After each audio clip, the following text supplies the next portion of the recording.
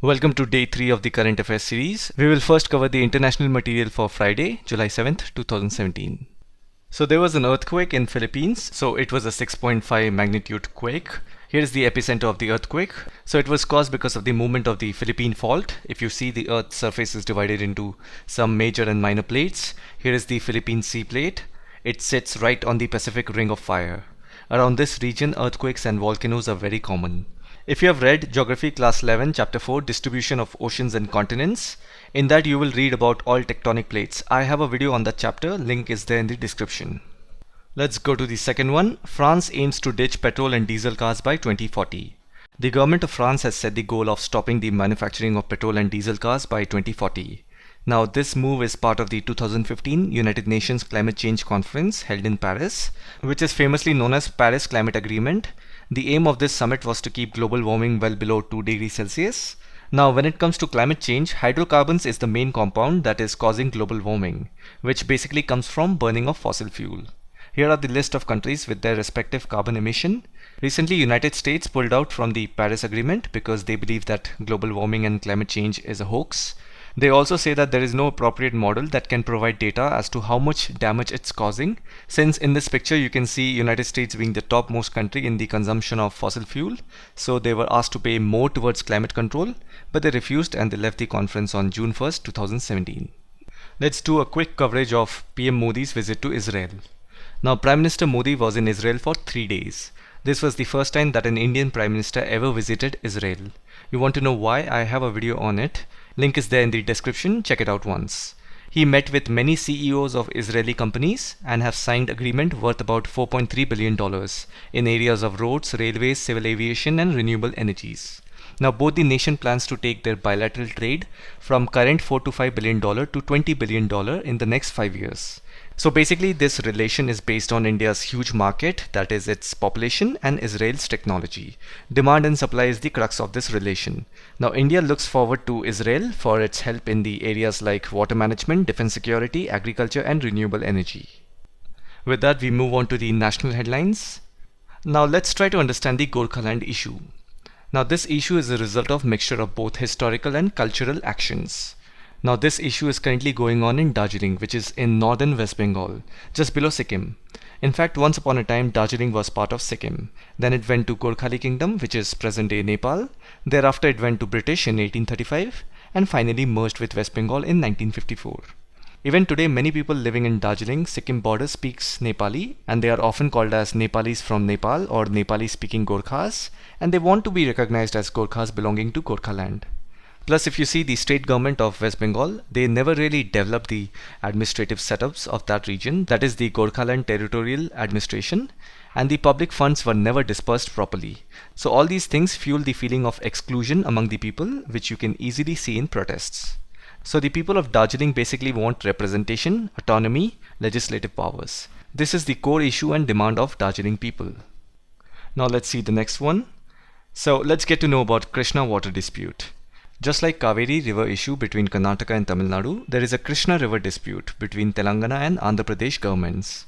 So Krishna river starts from Maharashtra, then goes in Karnataka, after that Telangana, and then in Andhra Pradesh before draining into Bay of Bengal. So Krishna river is the 4th biggest river in India after Ganga, Godavari and Brahmaputra. It originates in the Western Ghats near Mahabaleshwar. After the state of Andhra Pradesh got bifurcated, Andhra Pradesh and Telangana became 2 separate states. Naturally, Andhra Pradesh then had to develop its new capital at Amravati. Because of that, a large cultivable land had shrunk. So seeing this, Telangana is saying reduce the allocation of Krishna water to Andhra Pradesh. So in return, Andhra Pradesh is saying that look, even Telangana's cultivable land of Krishna Basin has gone down because of the huge quantities of minerals, urbanization and industrialization. Basically, they both are accusing each other and they want more water. So this way, Telangana government submitted 16 issues against 11 by Andhra Pradesh. So as usual, all these water dispute has a tribunal. So there is a Krishna Water Dispute Tribunal, which is hearing both the states' claims and will soon decide what to do. So like this, there is another issue between Tamil Nadu and Kerala over Mallaperiya Dam on the Periyar River. I'll make a separate video on these water disputes so that it would be easy to go through all at once. Let's go to the next one.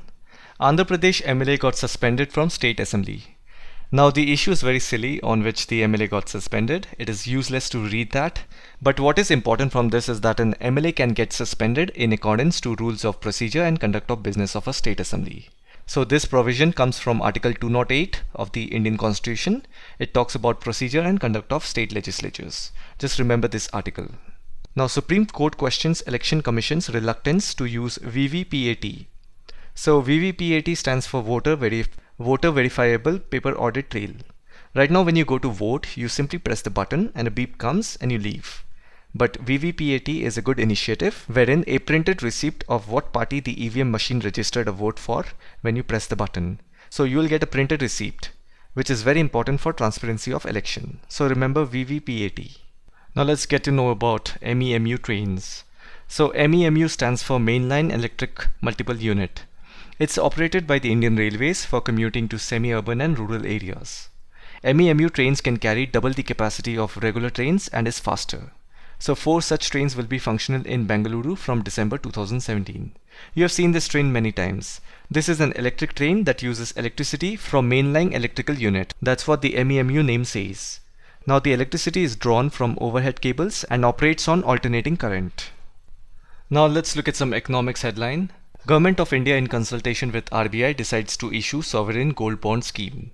Now what is sovereign gold bond and what is the scheme? Why Government of India does it through RBI? We all know the purpose of gold in our life, how much Indians love to own gold, and it is also considered as a safe and smart choice to invest in. Keeping this in mind, the Government of India recently launched a sovereign gold scheme. What happens in this is RBI will issue gold bonds. These are government issued security which represents a certain weight of gold. If you own a gold bond of a certain weight, it is equal to owning that quantity of gold. Let's say you buy 20 grams gold. Now you can buy 20 grams worth gold bond. Now you don't have to worry about the safety or storage of gold. The main aim of the scheme is to reduce the demand for physical gold, and it will help the government keep a tab on gold imports and utilizing resources effectively. Now these bonds are sold through banks, Stock Holding Corporation of India Limited and designated post offices. These bonds are available in the form of grams, minimum 1 gram to maximum 500 grams. Then these bonds will pay a yearly interest of 2.75% to investors. Think about it. Physical gold lying at home is a dead money. This will fetch you interest that will be paid in every 6 months. Now let's get to know about Insolvency and Bankruptcy Code 2016. So this term came as an option in the 2017 Civil Services Prelims GS Paper 1. Let's quickly get to know about this. Now this is an economic legislation. Clearly the words insolvency and bankruptcy indicates money, economic term, and code means law, legislation. So this was drafted by Bankruptcy Law Reforms Committee, BLRC, under the Ministry of Finance. Now this law is basically a recovery mechanism. Today so many foreign investors are investing in India, and a lot of time these investors go into losses, that is debt. The Government of India will help them with recovery and enforcement proceedings. Insolvency means shutting down, packing up. Bankruptcy means no money. With the help of this code, Debt Recovery Tribunal will be set up. Even banks have this tribunal. Loan recovery mechanism is excellent. You should read about it. So basically this Insolvency and Bankruptcy Code contains all the mechanism that is required when you are bankrupt or your investment has dissolved. Try to understand this. It is very important for any country to have such a law. Otherwise, foreign investors, not just foreign investor, anyone will not feel safe in investing. Then it will hurt the ease of doing business. This law works as a good marketing technique as well as interest safeguarding mechanism for attracting more foreign direct investment. Now let's get to know direct tax collection statistics. So tax is divided into 2 types, direct and indirect taxes. The recent GST law deals with the indirect taxes. I also have a video on GST, check it out once. And direct taxes are basically taxes the government collects on our income and assets like income tax, property tax, taxes on assets, things like that. So the direct tax collection in India till June 2017 has been 1,42,000 crore, which is 14.8% higher than previous year's number. I think you can vaguely figure out what could be the reason behind this 14.8% rise. Demonetization. That happened in October last year, where we all rushed to the bank and deposited everything we had and disclosed all our incomes. So naturally this year the direct tax had to be high. Now let's look at the subcategory collections of direct taxes. The first one is we have corporate income tax which grew by 4.8%. So corporation tax is a direct tax imposed by state on the income or capital of corporations. The second one is personal income tax, PIT, including securities transaction tax, STT, which grew by 12.9%. Now, personal income tax is levied on income of a person. So just recollect those three slabs, 5%, 20%, 30%, that is personal income tax. And security transaction tax is the tax payable in India on the value of securities. So securities are the stock exchanges, the stocks and shares that you have. The third one is, then the government paid refunds amounting to rupees 55,520 crore. Now refunds are the compensation paid to the individual or a firm after deducting the necessary tax amount. The fourth one is, an amount of rupees 58,783 crore has been received as advance tax. Now advance tax means income tax paid in advance instead of a lump sum payment at year end. So these are also called pay as you earn tax. Now we will look at the environmental headline. So white tiger spotted in Nilgiris. Nilgiris is here. So Nilgiris is a district which is in the South Indian state of Tamil Nadu. And Nilgiris is the name given to range of mountains spread across the borders among the states of Tamil Nadu, Karnataka and Kerala. Remember this point. Recently, a white tiger with golden brown patches was spotted. It is believed to be due to genetic mutation. The tiger was spotted in Nilgiri Biosphere Reserve. It's a famous one located here. By the way, I have a separate video on all biosphere reserves in India and their locations. Link is there in the description, do check it out. So the officials have said they have seen this tiger in Nilgiri Biosphere Reserve, but haven't disclosed the exact location due to reasons you already know. And it's okay, we don't need to know about that. So just remember Nilgiris.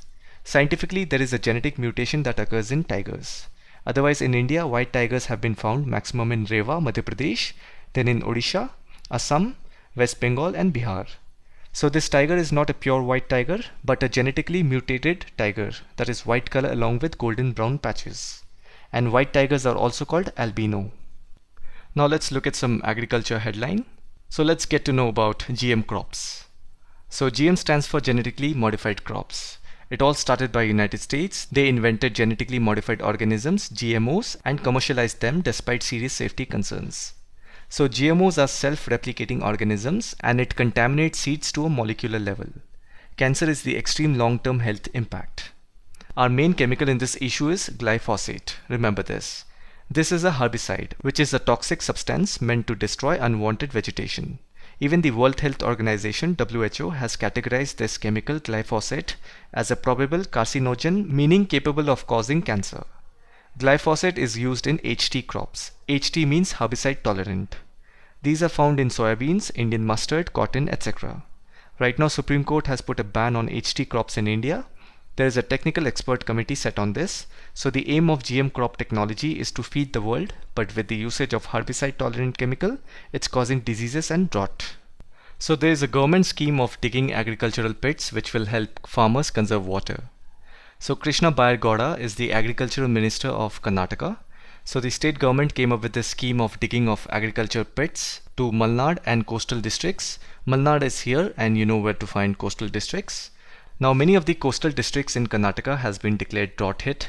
You must be wondering why. The reason is that southwest monsoon is very less in the region of Karnataka. Though it starts in Kerala and breaks into two branches, one over Arabian Sea and the other goes to Bay of Bengal. Last year Karnataka received less rainfall than expected and it's purely because of climate change. You know the climate boundary is shifting. Therefore, to conserve water for summer and increase the water table, Karnataka government came up with this scheme of digging pits and later fish can be breeded in these pits for selling purpose. So just remember, southwest monsoon arrives in two branches, Arabian Sea branch and Bay of Bengal branch. The Arabian Sea branch of monsoon is much stronger one because the presence of Rajasthan Thar desert that creates an extreme low pressure zone. Remember this. So these were the important current affair materials that I found in the news of Friday, July 7, 2017. Let me know your thoughts about this third episode. As usual, thanks for watching and I'll see you tomorrow.